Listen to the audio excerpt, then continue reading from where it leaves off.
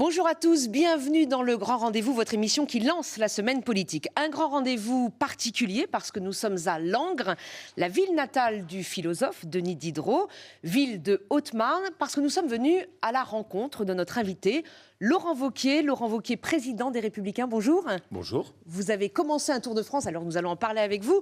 Nous allons évoquer dans cette émission évidemment les européennes, puisque vous avez dévoilé votre tête de liste et deux de ses colistiers cette semaine. Premier de cordée qui ne fait pas franchement l'unanimité dans votre famille. Vous allez nous dire comment vous le défendez. Nous allons parler évidemment du grand débat national et des propositions que les Républicains souhaitent faire dans le cadre de ce grand débat. Mais d'abord, bonjour à Nicolas Barré, directeur de la rédaction des Échos. Bonjour Hélène, bonjour à tous. Qui est là évidemment pour vous interroger. Damien Fleureau, chef du service politique de CNews. Un mot donc sur cette ville-étape. Vous avez commencé un tour de France jeudi. Vous étiez à Belfort. Vous allez poursuivre pendant quelques jours. Quel est l'esprit ? C'est-à-dire vous vous êtes dit Emmanuel Macron lance un grand débat. Il part à la rencontre des élus et des Français. Vous vous êtes dit c'est une bonne idée, c'est la bonne méthode. Je fais pareil. D'abord, c'est quoi un grand débat ? C'est aller vraiment à la rencontre des Français. Et je vous remercie d'ailleurs d'avoir joué le jeu et d'avoir accepté que l'émission se passe ici à Langres. Il y a un risque profond dans le pays d'une déconnexion qui s'installe. Le sentiment d'un président de la République qui ne comprend plus la vie quotidienne des Français, des députés, à l'image du député En Marche qu'on interroge sur le prix du SMIC et qui est incapable de répondre, et plus largement, le sentiment d'une partie du pays de ne plus être compris. Je vois la façon dont le président de la République mène le grand débat. Et j'ai peur que ce soit artificiel. Pourquoi ? Parce qu'il va à la rencontre des élus, mais il est aussi allé à la rencontre des Français. Un débat, ce n'est pas une succession de discussions dans des salles polyvalentes, avec plus ou moins de mise en scène, plus ou moins de tri, de façon plus ou moins spontanée. Ça, pour moi, ce n'est pas un vrai débat, dans lequel, au fond, on lui pose des questions et on répond avec des longs monologues. Je crois que ce n'est pas ça ce qu'attendent les Français. Je pense que ce qu'attendent les Français, c'est pouvoir exposer leur vie quotidienne, leurs difficultés, leurs attentes, leurs espoirs. Et pour ça, il faut aller les voir directement sur leur lieu de vie, sur leur lieu de travail. Donc vous, et c'est ce qu'on a décidé de faire avec ce Tour de France. Vous l'avez dit, avant-hier, j'étais à Belfort. On a échangé avec des artisans. Les politiques s'occupent très peu des artisans. Hier, on était en Côte d'Or et on a discuté avec tous ceux qui font le dynamisme de la viticulture. Aujourd'hui, dimanche, à Langres, cet après-midi, on ira dans un hôpital. Hôpital qui a fait un immense travail pour garder la présence d'un service public de santé. Gros sujet, très peu abordé dans le grand débat. C'était abordé, les élus ont fait remonter un certain nombre de revendications aussi auprès d'Emmanuel Macron. C'était en Normandie lors de son premier grand débat. Mais il faut qu'il puisse y avoir cet échange spontané, pas un voyage sous bulle. Quand j'étais à Belfort avant-hier, il y a un groupe de gilets jaunes qui a demandé à ce que pouvoir échanger ensemble. C'était pas prévu. On a eu cet échange directement. Vous voulez comprendre les Français, il faut aller les voir directement. Et il faut qu'on sorte de cette mise en scène qui, à mon avis, prend le risque assez vite de paraître artificiel. C'est pour ça que j'ai préféré cette démarche, ça a toujours été la mienne, aller directement, prendre le temps, un Tour de France. Damien Fleureau, on va revenir donc avec vous sur les élections européennes. Vous avez présenté votre tête de liste et deux des colistiers, je le disais, cette semaine. Question de Damien Fleureau. Oui, Laurent Wauquiez, un chef qui se soustrait est un chef qui disparaît. C'est une phrase prêtée à Nicolas Sarkozy, vous concernant. Il a eu l'occasion de vous le dire directement. Vous savez, la politique a changé. J'ai pris un engagement lorsque je me suis présenté aux élections dans ma région Auvergne-Rhône-Alpes. De conserver votre mandat de président de région. Une région d'ailleurs que j'ai remportée à la gauche. Je ne me suis jamais soustrait. Toutes les batailles politiques que j'ai menées étaient des batailles politiques difficiles et je les ai toujours remportées. Sur mes convictions. Mais je ne crois plus que la politique dans laquelle on dit quelque chose un jour et puis ensuite on zappe sur un autre mandat en trahissant sa parole et du sens. Donc il n'y a pas d'intérêt supérieur du pays dans la période que traverse la France ? Vous savez, le premier intérêt supérieur, c'est que les politiques tiennent parole. C'est la première condition. J'aurais trahi mon engagement. La première question que vous m'auriez posée, vous m'auriez dit « Vous n'avez pas de parole ». J'ai une parole. Donc vous irez au bout de votre mandat. Et pour moi, c'est très important. Par contre, pour répondre à votre question, je serai évidemment totalement engagé dans cette campagne. Parce que c'est une campagne importante. Parce que ce que je veux, c'est qu'on réouvre un choix pour les Français. Parce que je suis convaincu que les Républicains sont la seule alternative en dehors des extrêmes à Emmanuel Macron. Et donc, je connais ma responsabilité. Et je sais le devoir qui est le mien. Mais je pense aussi qu'il faut être capable de travailler en équipe. Un chef, c'est pas le fait d'aller tout seul, tout le temps, uniquement en abandonnant tous les autres. Un chef, c'est quelqu'un qui fait aussi monter des talents, qui fait monter une nouvelle génération, qui donne sa chance à des jeunes espoirs. On a besoin d'aérer la vie politique. C'est le choix que j'ai fait. Alors, la nouvelle génération, Nicolas Barré. Certains dans votre famille politique, d'ailleurs, disent Laurent Wauquiez sera comptable du résultat des élections européennes. Comment est-ce qu'il faut le comprendre? Est-ce que, encore Rachida Dati disait ça ce matin dans une interview, est-ce qu'il faut le comprendre comme s'il n'y a pas un bon score aux européennes, vous devrez, votre leadership à la tête des Républicains sera mis en cause? Mais d'abord, évidemment, on sera tous comptables. Mais vous le premier. Et on est tous engagés dans une démarche de reconstruction. Et je vais vous dire quelque chose. On va déjouer les pronostics. Et les sondages me font toujours sourire. Autour de 12% actuellement. Oui, troisième liste. La troisième. Et loin derrière, la troisième le liste. Rassemblement national et la République en On va marche. déjouer les pronostics. Prenez un peu de distance parfois avec notre façon de commenter l'actualité. Les sondages. Si les sondages avaient raison, Alain Juppé serait aujourd'hui président de la République et il aurait succédé à Dominique Strauss-Kahn. Les sondages, c'est pas ça qui fait la politique. Une élection, elle se gagne sur les convictions. Mais vous avez un Elle se gagne objectif. sur la détermination. Mais vous avez un objectif tout de même? Mon objectif, c'est de reconstruire ma famille politique. Mon objectif, c'est que les gens puissent se dire il y a une nouvelle droite qui a commencé à se construire. Il y a une nouvelle page qui s'ouvre. Ils ont tiré les leçons de leurs échecs, de leurs défaillances. Ils construisent quelque chose de neuf. Ce trio, c'est un trio qui représente au fond tout ce qu'est la diversité de la droite et sa richesse. Avec François-Xavier Bellamy, on y reviendra, la droite des valeurs. Avec Agnès Evren, talentueuse, elle a remporté la Fédération de Paris, elle a créé son entreprise.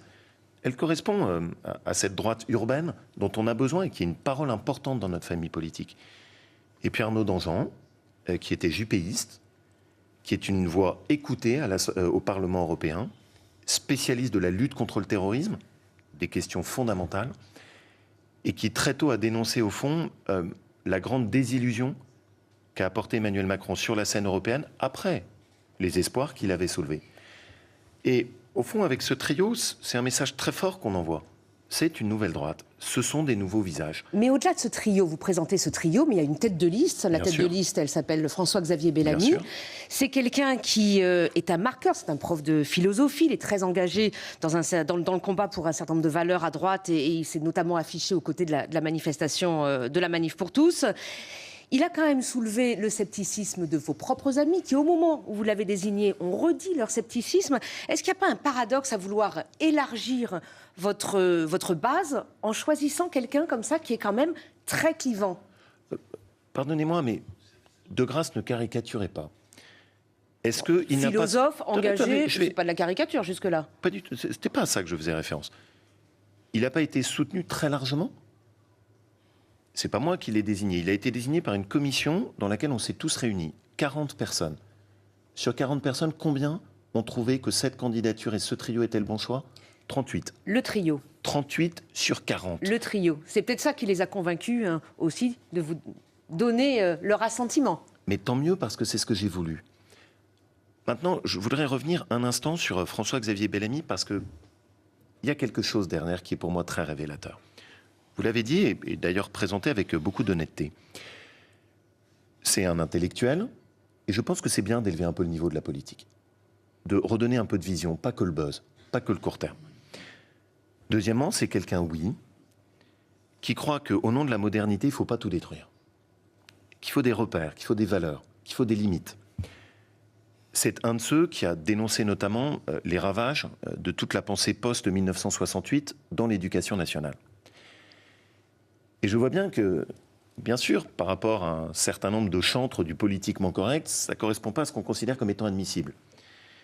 Et donc, à peine sa candidature est annoncée, que toutes les forces se sont déchaînées pour le caricaturer, le détruire. Enfin, ça s'est passé au sein même de votre formation politique. Gérard Larcher, Éric Woerth, et parfois ce sont même, des déclarations de membres de et parfois même, avec quelques paroles diverses, au sein même de ma famille politique. Je pense que c'est une erreur. Je pense que c'est une profonde erreur. Pourquoi? Parce que, en politique, on ne réussit pas en marchant à l'ombre. On ne réussit pas en s'excusant de ses idées. Il n'y a pas d'un côté les bons et les méchants.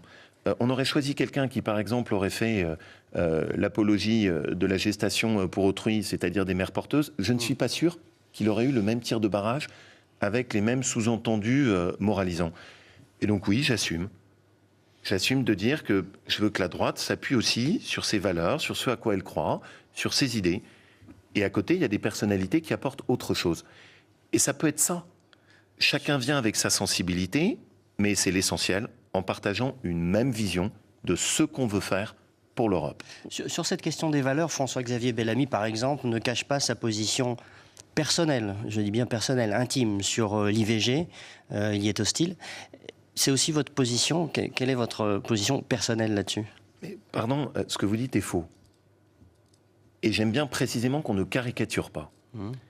Est-ce qu'il s'est exprimé sur la loi Simone Veil? Oui. Est-ce qu'il a répondu avec la plus grande clarté? Oui. Qu'a-t-il dit? Il est hors de question de revenir sur la loi Simone Veil. Vous voyez? Sur votre plateau même, sur votre plateau même, une position personnelle, vous donnez, non pas sur la loi Simone Veil. Mais qu'a-t-il dit? Il n'a pas du tout dit qu'il était hostile à la loi. Il a juste dit. Mais j'ai pas dit ça. Contre. Il n'a effectivement pas dit qu'il était hostile à la loi. Absolument pas. Et qu'a-t-il dit? C'est son opinion personnelle sur ce sujet. Soyez précis. Soyez précis, c'est important pour pas il n'y a pas de abaisser remise en comme cause. ça. Vous dites qu'il n'a pas de remise en cause de la loi Veil. Ce qu'il a dit, c'est je suis contre la banalisation de l'avortement. Il a raison. Et c'est aussi votre avis. C'est aussi votre avis, pas? Quand il dit qu'il ne faut pas remettre en cause la loi Simone Veil, évidemment que je suis totalement d'accord avec lui. Ça va de soi. Éric est ici chez lui. C'est comme cela que vous avez accueilli au siège des Républicains cette semaine Éric Zemmour, un écrivain condamné pour provocation à la haine religieuse en raison de propos islamophobes.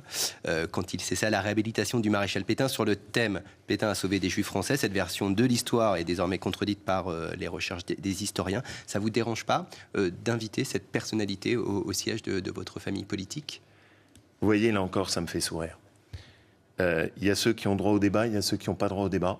Non, là, on vous demande, il a le droit de débattre, on vous demande si vous êtes d'accord. Je vais aller jusqu'au bout de la question. Oui, j'ai tenu à ce que Éric Zemmour soit accueilli chez les Républicains. Comment est-ce que je l'ai accueilli? Soyez là encore précis. Dans le cadre du débat des idées. Soyons précis sur ce que j'ai dit. J'ai dit que je n'étais pas d'accord, loin s'en faut, avec toutes les idées qu'il portait. Et donc celle-ci, en particulier? Qu'il était accueilli aux Républicains comme toutes les personnalités qui contribuent au débat dans notre pays. Comme une personnalité comme Luc Ferry qui viendra. Comme tous ceux qui font en sorte que l'on puisse avoir du débat d'idées. Pourquoi? Mais est-ce qu'on est sur le débat d'idées lorsque, effectivement, Éric Zemmour, dans un certain nombre de ses ouvrages, notamment le dernier, réhabilite cette idée que le maréchal Pétain a été un bouclier pour les juifs français? Est-ce qu'on est encore dans le débat d'idées, selon vous, là? Vous connaissez la personnalité d'Éric Zemmour? Oui. Vous savez qu'il vient d'une famille juive, dans laquelle on sait le prix qu'on a payé pour l'antisémitisme dans notre pays. Une famille qui a elle-même toujours plaidé pour l'intégration républicaine. Je suis historien. Mais ça l'autorise.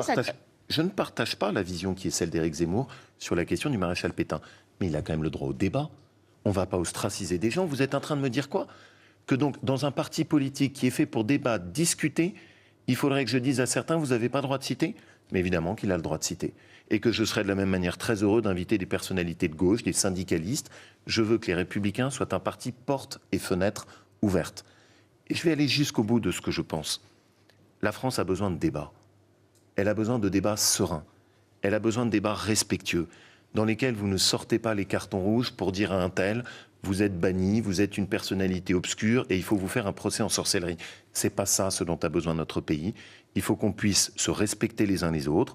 On peut avoir des débats en matière d'histoire. Moi, ce que je retiens surtout de ce que nous dit Éric Zemmour, c'est quoi? Soyons fiers de notre histoire. Je ne partage pas sa vision du maréchal Pétain, mais quand il dit qu'il faut retransmettre à nos enfants la fierté du général de Gaulle, de Richelieu, de Clovis, de ce qui constitue l'histoire de France, mais aussi de Maupeou, eh bien je crois à ça. Laurent Wauquiez, le président des Républicains et président de la région Auvergne-Rhône-Alpes, est l'invité du grand rendez-vous à Langres. On se retrouve dans un instant. Nous sommes à Langres avec Laurent Wauquiez pour le grand rendez-vous et évidemment Laurent Wauquiez, le président des Républicains. Alors on va essayer d'y voir un peu plus clair sur votre projet européen, votre ligne européenne. Une question de Nicolas Barré.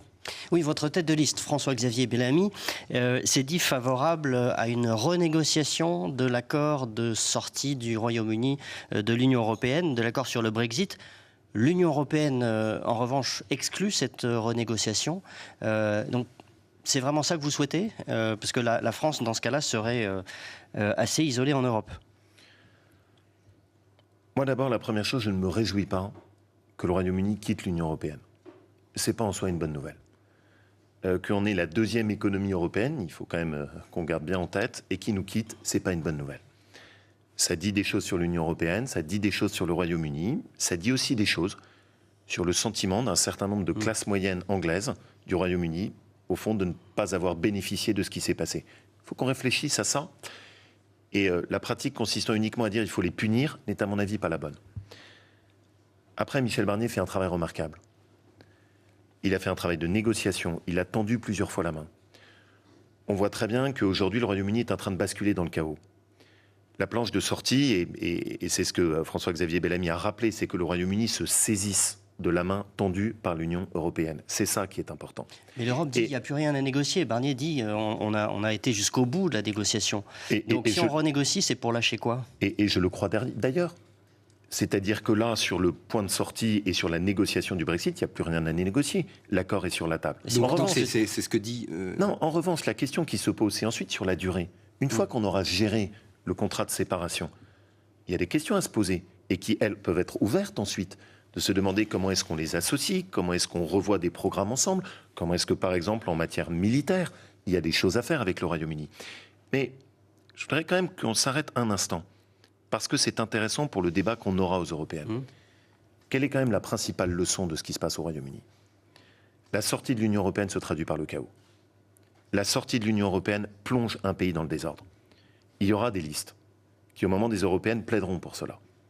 C'est d'une manière ou d'une autre avec... Quelle liste plaide aujourd'hui pour Il est cela ? très clair. Le Rassemblement national ne dit pas aujourd'hui il faut sortir de l'Europe, par exemple. Soyons sérieux.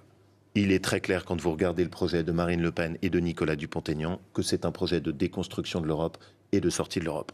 Il est emballé, il est camouflé derrière un certain nombre d'écrans, mais tout le monde a très bien compris que c'est la réalité de leur projet.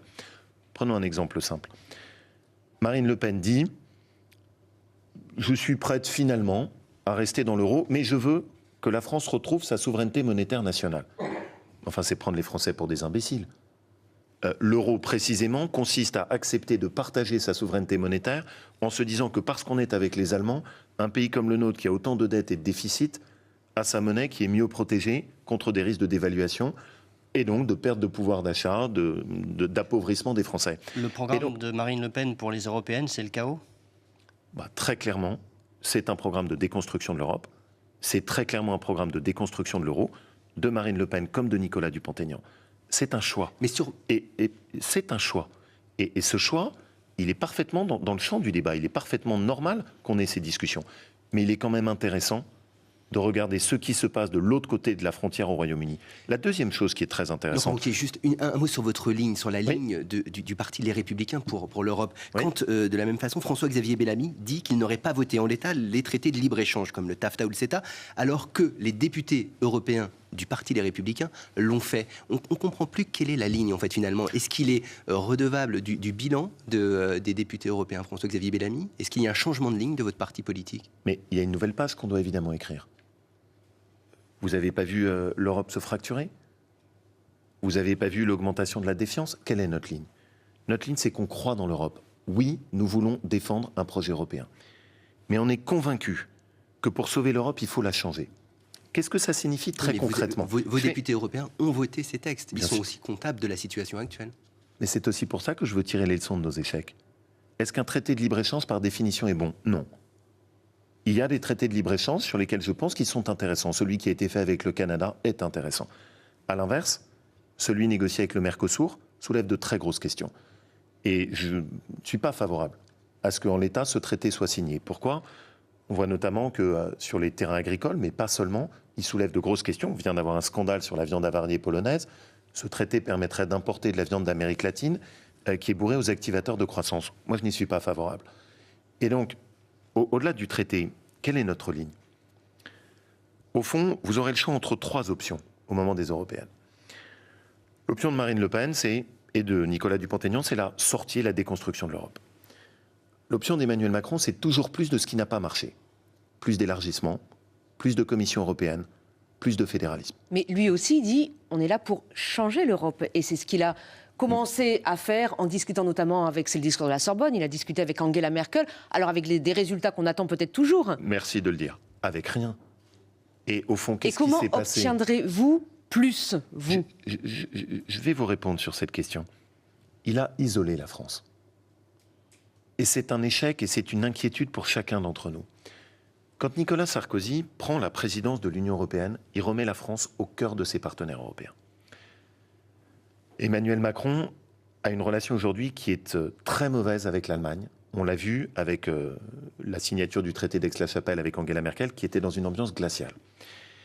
Il s'est mis à dos. Le couple franco-allemand continue de fonctionner, non ? Tous les analystes sérieux de l'Europe constatent aujourd'hui que le couple franco-allemand sur la scène européenne n'a plus du tout la dynamique qu'il devrait avoir. Et c'est à cause d'Emmanuel Macron ? En tout cas, les victoires ne peuvent pas être grâce à lui et les échecs, pas de sa faute. Globalement, ce qu'on peut constater aujourd'hui, c'est qu'on a un problème avec le couple franco-allemand, mais pas seulement. Mais donc il ne fallait pas le signer, ce traité d'Aix-la-Chapelle ? Vous me permettez juste qu'on se pose pour pouvoir le faire au fur et à mesure, et je reviendrai avec plaisir sur votre question. On s'est aliéné les pays de la Baltique, très critiques par rapport à Emmanuel Macron. Pourquoi ? Qu'est-ce qu'ils disent ? Enfin, vous donnez des leçons à toute l'Europe, vous avez été incapable de baisser votre dépense publique et de gérer vos déficits. Les pays du Benelux ont un discours très critique. Il a critiqué fortement la Hongrie et l'Autriche, qui aujourd'hui nous ont tourné le dos.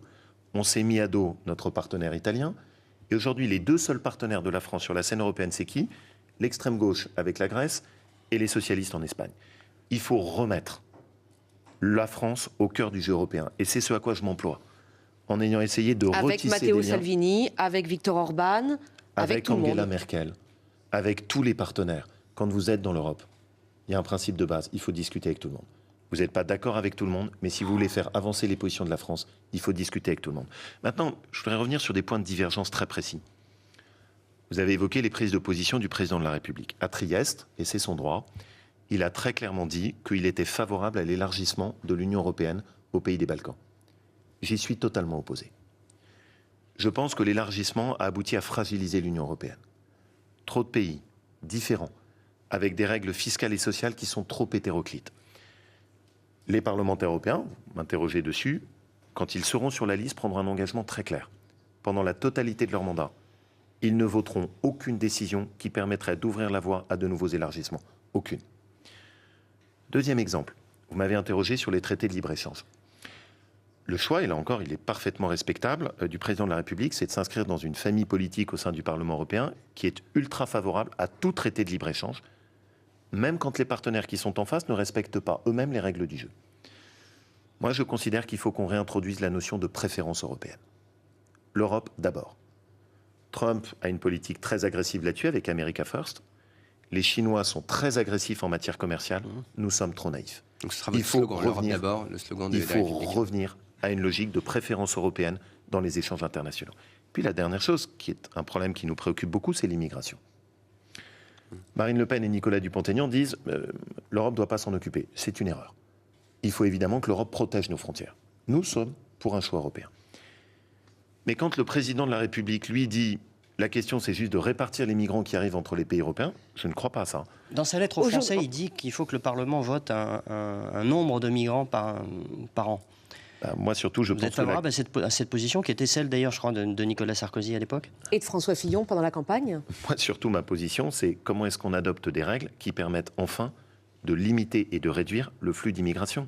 Mais déjà, définir un quota, c'est une bonne chose. Mais un quota, selon vous ? Si vous n'avez aucun outil juridique et aucun moyen de limiter l'immigration, ça ne sert à rien. Aujourd'hui, et vous le savez, l'année qui vient de s'écouler, la France a dépassé tous les records historiques d'entrée de migrants en France depuis qu'on a nos statistiques. 250... Donc renforcer les moyens de Frontex, les gardes-côtes. Bien sûr. Et nous, notre sujet... Mais vous êtes favorable au quota voté chaque année au Parlement ? Si jamais il y a derrière toutes les mesures qui permettent de limiter l'immigration. Parce que je pense qu'on a dépassé nos capacités d'intégration. Je voudrais finir avec un dernier mot dessus. Notre liste sera la seule liste qui permettra à la fois de dire oui à l'Europe, mais d'envoyer un message au président de la République en lui disant ce que vous avez fait pour le pays ne nous va pas. Donc aussi un référendum anti-Macron, en quelque sorte. Non, parce que je n'aime pas que les choses soient anti.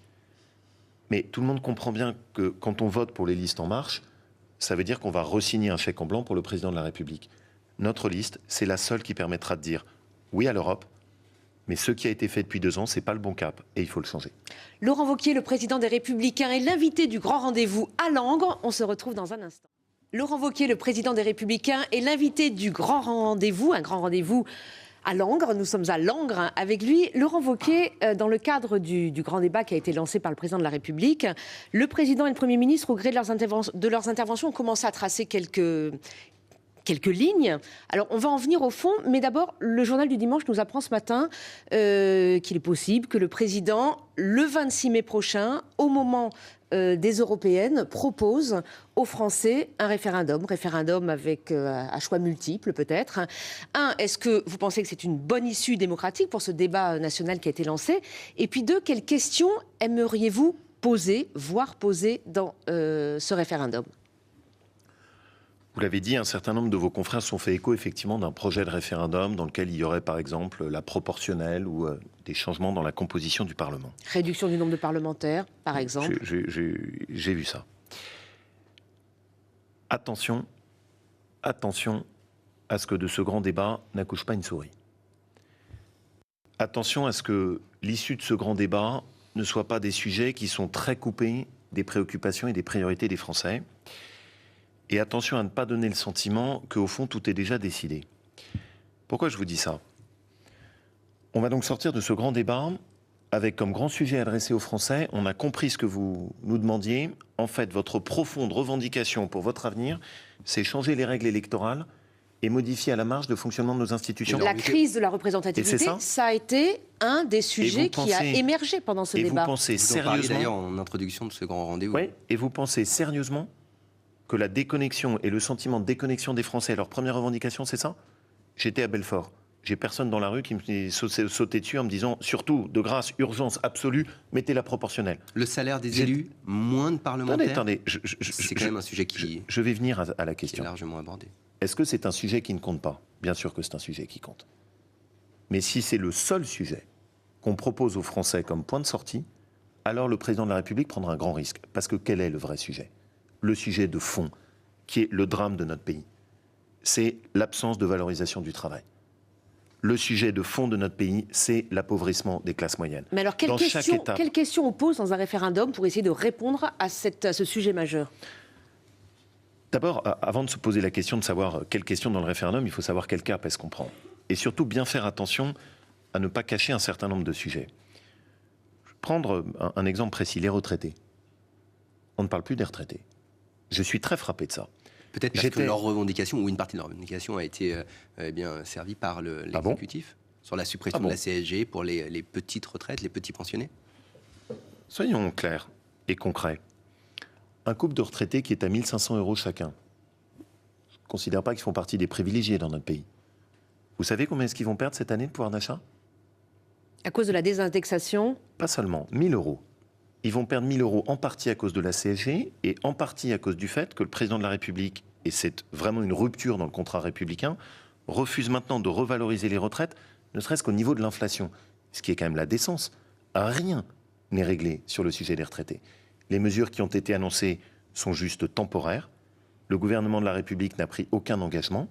C'est un exemple des thèmes sur lesquels les Républicains ne lâcheront pas, parce que je considère que vous ne pouvez pas construire la réconciliation du pays en continuant, comme le président de la République en a donné le sentiment, à opposer d'un côté les actifs et les retraités. Les retraités ne sont pas des privilégiés, ils ont travaillé toute leur vie. Un pays comme le nôtre doit offrir des retraites décentes. Échange qui m'a marqué quand j'étais sur le territoire de Belfort. Un retraité vient me voir, 171 trimestres de cotisation, artisan, une retraite à moins de 500 €. Vous pensez que le problème des retraités est résolu dans notre pays? Non. Et ça fait partie évidemment des sujets qui sont sur la table. Et si on sort avec un grand débat qui nous dit on va vous consulter sur la proportionnelle, mais les questions de valorisation du travail, de la reconnaissance des classes moyennes ou tout simplement des retraités ne seront pas abordés, on ira à un échec majeur. Et la colère du pays n'en sortira que plus grande. Nicolas Barré. Le président de la République va recevoir à partir de demain à l'Élysée les présidents de groupes à l'Assemblée nationale et au Sénat, donc Bruno Retailleau et Christian Jacob. S'il devait y avoir un référendum à choix multiples, par exemple, est-ce que vous demanderiez que l'opposition co-rédige en quelque sorte les questions. Est-ce que c'est quelque chose que vous pourriez réclamer ? Ça me semble aller de soi, non ? Si on soumet une question, il faut associer l'ensemble des sensibilités politiques et qu'il puisse y avoir un débat, c'est normal. Vous m'interrogez sur les questions qui me préoccupent. Je vois bien la tentation, là, sur la sortie de crise, de donner le sentiment que le pouvoir d'achat se décrète à coup de primes gouvernementales et de déficit public. Je pense que c'est pas ça le discours qu'il faut tenir aux Français. Et je pense que dans un référendum, ce qui serait intéressant, c'est de dire, voilà, nous, on est prêt à prendre un engagement sur la lutte contre le gaspillage de l'argent public, sur la baisse de la dépense publique, notamment sur le secteur, qui est à mon avis beaucoup trop gros dans notre pays, de l'administration qui produit des normes, qui harcèle. Mais la contrepartie, c'est qu'on rendra l'argent. Et que l'argent qui sera économisé sera rendu sous forme de baisse d'impôts et de baisse de charges sur les entreprises. Ça, c'est un vrai contrat. Et comme par exemple le Premier ministre dit rendre l'impôt plus progressif, taxer plus fortement les hauts revenus, est-ce que ça peut être une question soumise dans ce débat du référendum ? Pour répondre au sentiment d'injustice fiscale qui s'est aussi largement exprimé pendant ce débat. Le travail peut-être ? Mais notre pays est extraordinaire. Notre pays est vraiment extraordinaire. C'est-à-dire que pour aboutir à plus de justice fiscale, on va créer des nouveaux impôts. Donc on ne change rien à la fiscalité. C'est pas ça ce que je veux dire. Vous voulez mettre plus de justice, baissez les impôts. Baissez les impôts de grâce. Vous pensez qu'il n'y a pas suffisamment de prélèvements obligatoires dans ce pays ? La progressivité de l'impôt, ça peut être aussi baisser les impôts. La progressivité de l'impôt, c'est baisser les impôts sur les classes moyennes. Et quand on parle de progressivité, je vois souvent la façon dont on aborde le sujet. En France, on s'occupe soit de ceux qui sont tout en bas, soit de ceux qui sont tout en haut. Moi, mon obsession, c'est ceux qui sont au milieu. J'ai échangé avec un magasinier dans une entreprise. Son témoignage était résumé tous les problèmes de la France. Il était à peu près sur un salaire de 1 800 €. Sa femme, infirmière de nuit, 1 600 €. Et il me disait, nous, on paye tout, on n'a aucune aide. Et il finissait avec cet exemple très frappant. La cantine pour mes enfants, c'est 9 €. La cantine pour quelqu'un qui est au RSA, c'est 1,50 €. Est-ce que c'est juste ? C'est ça votre progressivité ? Moi, c'est pas la mienne. Les classes moyennes sont trop maltraitées dans notre pays. C'est le problème fondamental. Le sujet n'est pas de créer des nouveaux impôts. Le sujet, c'est de baisser... Même pour les plus riches. Mais regardez comment tourne ce type de débat. On a eu ce débat sur la taxe d'habitation, qui est intéressant. On a dit, bon, on va continuer à faire payer la taxe d'habitation pour les plus riches. Et où est-ce qu'ils ont situé la ligne ? Pour des couples avec des revenus à 2 000 €. Mais enfin, est-ce qu'on est devenu fou ? Mais c'est bien pour ça que là, ils ont dit que finalement, ils allaient jusqu'au bout de la suppression de cette taxe d'habitation. Vous habitez à Paris, vous habitez ensemble, chacun gagne 2 000 € et maintenant vous êtes considérés comme les privilégiés de la France ? Pourquoi je me méfie de ce genre de choses ? Parce que je sais très bien comment ça tourne. Quand on dit on va mettre plus d'impôts sur les plus riches, ça finit toujours sur les classes moyennes. Donc, quel impôt Mon obsession, c'est baisser les impôts. Quels impôts il faut baisser en priorité selon vous ? Il n'y a pas un impôt sur lequel on n'a jamais touché depuis bien longtemps. C'est l'impôt sur le revenu. Cet impôt-là, on n'en parle jamais. Il est totalement en dehors de nos radars. C'est pourtant un impôt qui est acquitté par ceux qui travaillent, par des retraités qui ont pu travailler toute leur vie. C'est un impôt qui tape très dur sur ceux qui sont au milieu. Mais acquitté par la moitié des Français seulement ? Et c'est bien le problème. C'est que tout le problème, c'est qu'en France, quand vous commencez à travailler, vous rentrez dans la catégorie imposable à l'impôt sur le revenu. Et là, vous commencez à avoir une courbe d'augmentation de votre fiscalité qui augmente très, très, très vite. Je pense qu'il y a une interrogation à se poser. Moi, je suis totalement ouvert à ce qu'on remette à plat la totalité de notre système fiscal. Je l'ai d'ailleurs dit dans une interview dans Les Échos. Mais j'ai une revendication. Mettre à plat le système fiscal, c'est pour baisser les impôts. C'est pas pour créer de nouveaux impôts. L'impôt sur le revenu, on vient d'en parler beaucoup, puisqu'il est aujourd'hui prélevé à la source et il n'y a pas eu de bug phénoménal.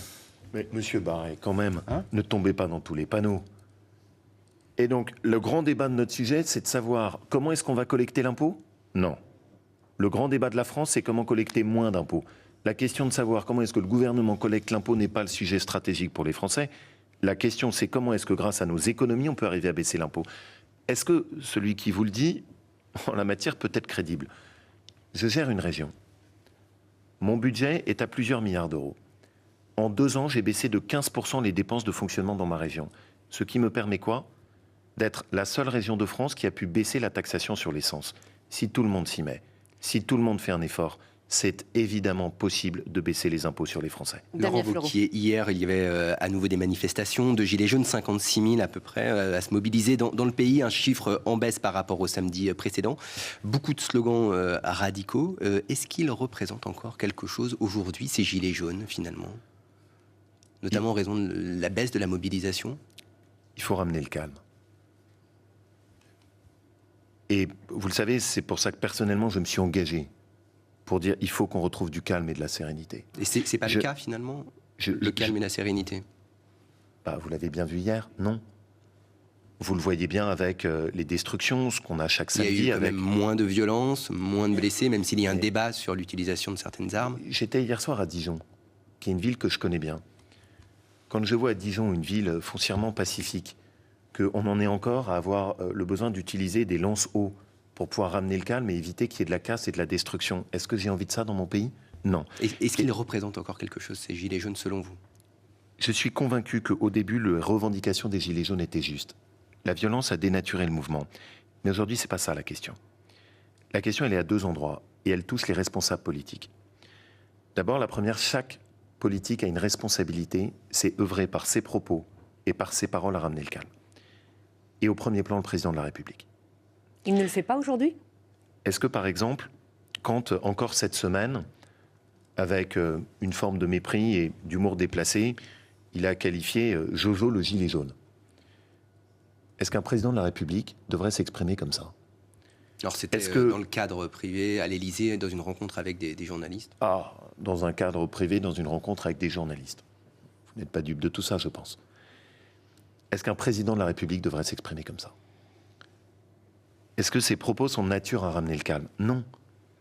Le président de la République, s'il veut ramener le calme, doit œuvrer pour faire en sorte qu'il respecte les Français et qu'il ne les méprise pas. Ça n'est pas en méprisant les gens qu'on permettra de remettre de la réconciliation dans le pays. C'est pour ça que moi, je me suis engagé fortement pour qu'on puisse ramener ce calme, pour ne pas pratiquer un jeu politicien qui serait la politique du pire. Je le dis, on ne peut pas continuer à avoir ces manifestations avec ces violences chaque samedi. Mais le président de la République, quand il fait ça, il jette de l'huile sur le feu. Ses paroles aujourd'hui, et il doit y veiller, doivent être des paroles de respect et pas des paroles de mépris. Des listes éventuellement de gilets jaunes aux européennes, elles peuvent incarner quelque chose ? Vous les craignez ou au contraire vous vous dites c'est un exercice normal de la démocratie ? C'est évidemment un exercice normal de la démocratie. Et c'est bien que des gens aient envie de se présenter, aient envie de porter leurs idées au suffrage universel. C'est éminemment respectable. Et je préfère ça de très loin aux casseurs, de très très loin. Laurent Wauquiez, le président des Républicains, est l'invité du grand rendez-vous, un grand rendez-vous en direct de Langres. Restez avec nous, on se retrouve dans un instant. Laurent Wauquiez, le président des Républicains, est l'invité du grand rendez-vous. Nous sommes à Langres. Laurent Wauquiez, ce débat, le grand débat dont nous parlons depuis quelques minutes, a été lancé par Emmanuel Macron, un petit peu comme une bouée de sauvetage pour essayer de sortir de la crise dans laquelle il se trouvait. Sauf que ce débat a l'air de prendre. Il y a beaucoup de rencontres qui sont organisées. Il y a des Français qui postent des choses sur le site qui émettent un certain nombre de propositions. Vous participez aussi à ce grand débat. Emmanuel Macron dit qu'il espère en tirer un nouveau souffle et qu'il veut installer une démocratie de la délibération permanente. Est-ce que, selon vous, c'est une bonne façon de gouverner ? Notre société a évolué. Et c'est une évidence. Et c'est d'ailleurs intéressant que celui qui plaidait pour un pouvoir jupitérien, au bout de 2 ans, commence à ouvrir les yeux. J'espère pas seulement dans les paroles. Il faut qu'on invente un nouveau fonctionnement de notre démocratie. Les interrogations autour du référendum sont intéressantes. Ma région est voisine de la Suisse. On peut s'inspirer de ce qui est fait en Suisse avec ce système de votation organisé, à la fois sur certains domaines où ça ne peut passer que par référendum, sur d'autres domaines où, à condition qu'un certain nombre de citoyens suisses se soient engagés, on soumet une question à la votation à l'intérieur du pays. Donc on peut assouplir, nous, nos règles de référendum qui aujourd'hui sont quand même très strictes. J'y mets juste 2 limites. La première, d'abord, il ne faut pas dénaturer les institutions de la Ve République. Et la deuxième, veillons à ce que notre pays ne devienne pas ingérable. Parce qu'on l'a connu dans le passé. La 4e République, la 3e République nous ont amené des heures sombres dans notre histoire parce qu'à l'arrivée, notre pays n'était plus gérable. Donc on vote des lois, mais on ne peut pas revenir sur ces lois par des référendums. il faut qu'il y ait des règles qui soient posées. Et évidemment que s'il y a une loi qui a été votée, il peut ensuite y avoir un référendum. C'est normal, c'est naturel. Mais il faut juste que ça ne puisse pas être n'importe quoi, n'importe comment et tout le temps. Et donc, par exemple, le système suisse est intéressant parce qu'il y a un corpus qui est très organisé. Il y a des calendriers qui sont prévus, il y a des règles qui sont fixées. Donc, regardons les exemples étrangers. Il faut qu'on mette plus de consultation, plus de participation. Nous, par exemple, dans le fonctionnement de notre parti, très régulièrement, on consulte nos adhérents pour qu'ils puissent donner leur avis. Dans le cadre du grand débat, on a consulté l'ensemble de ceux qui sont les adhérents de notre famille politique pour qu'on leur dise, voilà, quel est votre avis sur nos propositions et surtout, quelles sont vos idées. Et comment vous allez le formaliser d'ailleurs pour essayer de nourrir ce grand débat? Il y aura une contribution qui sera une contribution des Républicains. Je pense que l'approche de Marine Le Pen, l'approche de Nicolas Dupont-Aignan, qui est au fond la politique du pire, de ne pas accompagner ce retour au calme, est une erreur. Nous, on prend nos responsabilités. Tout ce qui permet de ramener le calme, il faut s'engager. Sujet très important qui se pose en ce moment, c'est comment traiter les djihadistes qui rentrent en France. Un député républicain, Pierre-Henri Dumont, a évoqué des assassinats ciblés. Est-ce que c'est une idée, selon vous, qui peut être une solution? Et sinon, comment traiter ces djihadistes? Je ne sous-estime pas la difficulté du sujet et les questions juridiques qu'elle pose. Mais très tôt, vous le savez, j'ai fixé ce qu'était ma priorité. Ma priorité, c'est la sécurité des Français. Et pour ça, il faut qu'on adapte le droit. Et je considère, je l'ai toujours dit, que les djihadistes ne doivent pas revenir en France. Un certain nombre de pays ont pris des mesures le permettant. Le Royaume-Uni, par exemple, a pris des mesures d'exclusion de passeport et de déchéance de nationalité. D'autres pays ont fait en sorte que les djihadistes soient jugés là-bas, en Syrie ou en Irak. Ce sont les solutions que je demande au gouvernement d'adopter. Faire revenir sur notre territoire des djihadistes qui ont été parmi les figures les plus engagées de Daesh, qui ont contribué à l'installation de cette barbarie, et prendre le risque ensuite de les faire revenir en France. Quand on sait que, même s'ils passent devant la justice, nous n'avons aucune garantie qu'ils iront en prison. Même s'ils vont en prison, on sait très bien qu'avec le système de remise de peine, on peut aboutir ensuite à relâcher dans la nature des barbares et prendre la responsabilité immense que ces gens-là contribuent ensuite à organiser des attentats sur le sol français. Et les garanties de la justice syrienne, vous y croyez? Encore, il faut savoir choisir ses priorités. Ma priorité, c'est la sécurité des Français. Ma priorité, c'est qu'ils ne reviennent pas en France. Ma priorité, c'est pas leur sort là-bas. Ils ont fait leur choix. Ils sont partis en Syrie. Ils ont contribué à l'installation de la barbarie la plus abjecte. Je suis allé en Irak. J'ai échangé avec les victimes de Daesh. Ces gens-là qu'on s'apprête à faire revenir. Pour rien au monde. Je ne voudrais voir ces gens-là revenir sur le sol de mon pays. C'est pas qu'on choisit de les faire revenir, c'est qu'à un moment donné, les Kurdes notamment se disent on va les laisser partir. C'est ça le risque aussi. Et pourquoi ne pas les confier à la justice en Irak? Pourquoi ne pas les confier à la justice en Syrie? Pourquoi ne pas faire des déchéances de nationalité? Il y a des solutions qui existent. Ce sont ces solutions que je demande au gouvernement de prendre, mais ils ne doivent en aucun cas revenir sur le sol français. Et l'élimination physique d'un certain nombre d'entre eux sur place, c'est un... comme l'évoquent certains élus? Ne soyons pas hypocrites. La ministre de la Défense elle-même a dit que si les djihadistes mouraient en Syrie, c'était une bonne chose. Et elle a raison. Elle l'a dit à ce micro.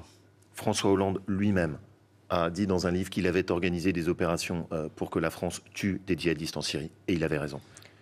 La priorité, c'est la sécurité des Français. Laurent Wauquiez, la loi anti-casseurs sera votée solennellement mardi prochain à l'Assemblée nationale, après de nombreux débats au sein même de la majorité. Êtes-vous rassuré que finalement ce soit la ligne sécuritaire de Christophe Castaner, le ministre de l'Intérieur, qui l'ait finalement emporté?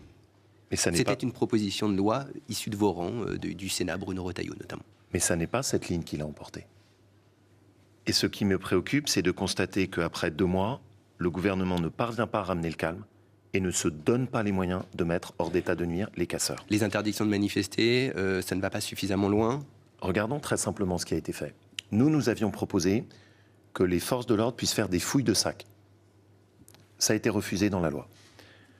Nous avions proposé qu'il puisse y avoir un fichier des casseurs. Ça a été refusé dans la loi. Nous avons demandé qu'il puisse y avoir des interdictions simples administratives pour que des casseurs ne puissent pas manifester. C'est quand même l'évidence. On interdit à des hooligans de pouvoir aller au stade de foot et on n'interdit pas à des casseurs de manifester. Ça a été tellement encadré avec un tel luxe de précaution que je pense que ça ne sera jamais appliqué. Donc une loi pour rien. Et aujourd'hui, vous ne la même, voterez pas parce qu'elle ne va pas assez loin? attendez, Elle est en vote mardi à l'Assemblée nationale. je vais aller jusqu'au bout avec un exemple qui est tellement parlant. Ils ont même refusé de mettre des sanctions pour des gens qui vont manifester avec des armes de jet et des projectiles. Mais enfin, comment est-ce qu'on ne peut pas voir et comment est-ce qu'on ne peut pas agir? Cette loi a été totalement vidée de sa substance. Nous, on a fait une proposition qu'on a rappelée constamment. Il faut mettre des peines planchées pour ceux qui s'attaquent aux forces de l'ordre. S'attaquer à des policiers, s'attaquer à des gendarmes, s'attaquer à des pompiers dans notre pays, ça n'est pas possible. Vous savez ce que je pense? Je pense que ce qu'on paye en partie, c'est notre démission à Notre-Dame-des-Landes. À ce moment-là, on n'a pas compris ce qui se passait.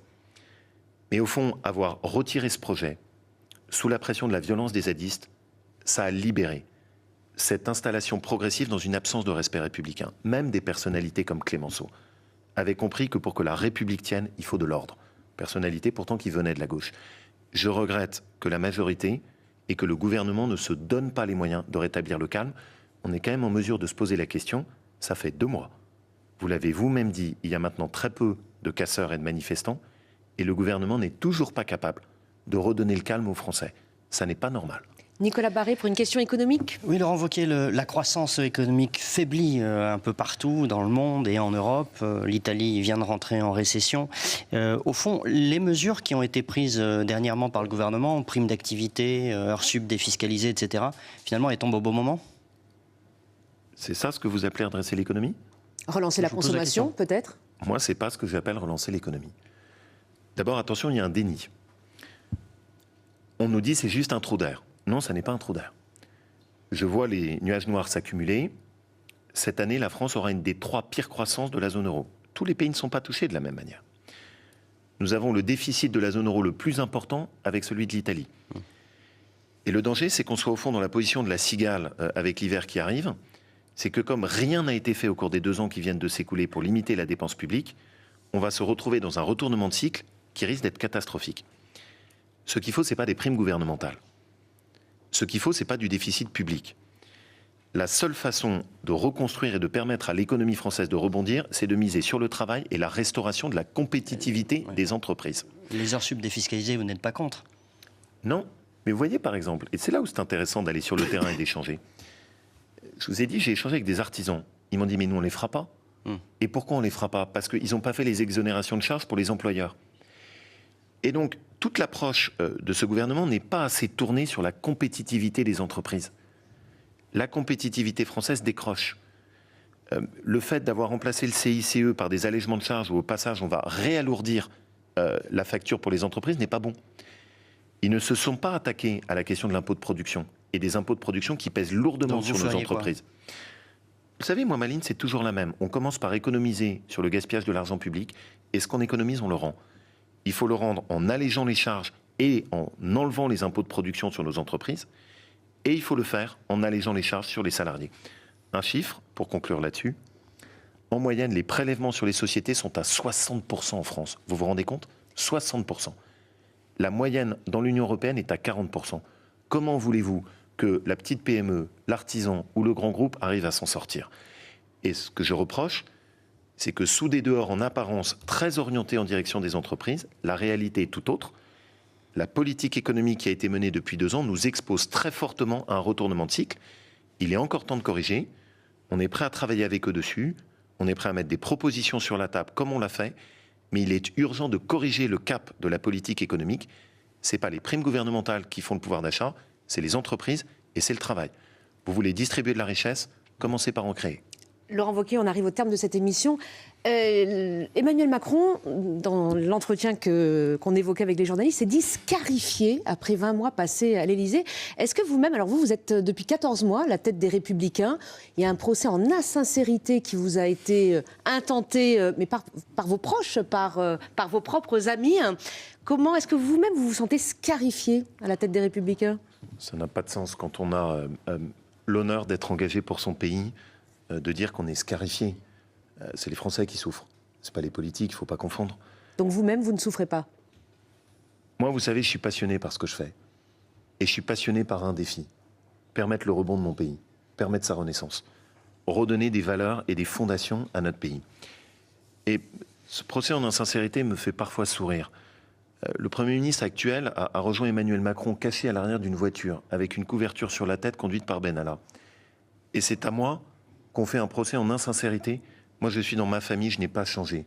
Je ne la trahis pas, je défends les mêmes idées, les mêmes convictions. Depuis longtemps maintenant, je défends les classes moyennes. Depuis longtemps, je dénonce l'assistanat. Et depuis longtemps, je dis qu'il faut retrouver le sens du respect et de l'autorité dans notre pays. Je n'ai pas changé de discours. Et le sujet juste en politique, c'est pas de chercher à faire de la communication, c'est de rester constant par rapport à ce qu'on porte. C'est mon défi. Merci Laurent Wauquiez, merci d'avoir participé à ce grand rendez-vous en direct de Langres. Merci à toutes les équipes techniques de CNews et d'Europe 1 d'avoir permis cette délocalisation à Langres. On se retrouve la semaine prochaine, même heure. Très bonne semaine à tous.